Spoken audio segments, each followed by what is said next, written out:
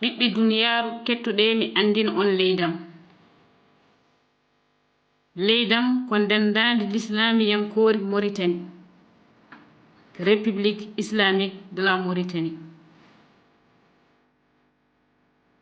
Mauritanie ko leydi afrikiyankoori kettundi bange hirnaange wertaango Afrique. Wertaango mayri ko 1,387,000 km². Ina heetindi to bange hirnaange maayo haango Océan Atlantique. To bange rewo ɓaɗɗe hirnaange ko Maroc. To bange rewo ɓaɗɗe funnaange ko Algérie. To bange funnaange haa wargo ko Mali heetti toon. To bange wargo ɓaɗɗe hirnaange ko Sénégal heetti toon.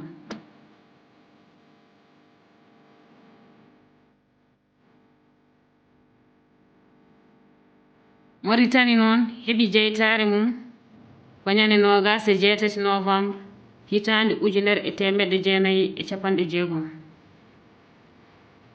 Nde suɓii Nouakchott hono laamorgo leydi ndi,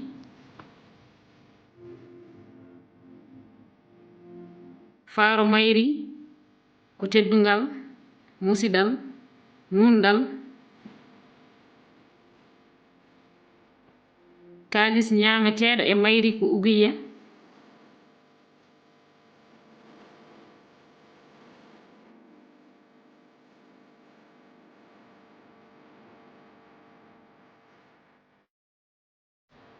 Mauritanie ina jogii pecce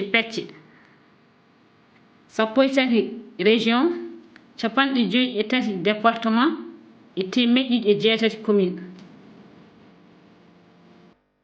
Région ŋaaji ɗi ko ndi lelori: Hoddel Sharqi laamorgo mum ko Nema, Hoddel Gharbi laamorgo mum ko Ayoun, Asaba laamorgo mum ko Kiifa, Gorgol laamorgo mum ko Kaheydi, Brakna laamorgo mum ko Alek, Trarza laamorgo mum ko Rosso, Adrar laamorgo mum ko Attar, Dakhel Nouadhibou laamorgo mum ko Nouadhibou, Tagan laamorgo mum ko Tigigja, Guidimaha laamorgo mum ko Seylbabi, Tirizimour laamorgo mum ko Zoyrat, Inchéri laamorgo mum ko Agjuj, Nouakchott woni laamorgo Mauritanie.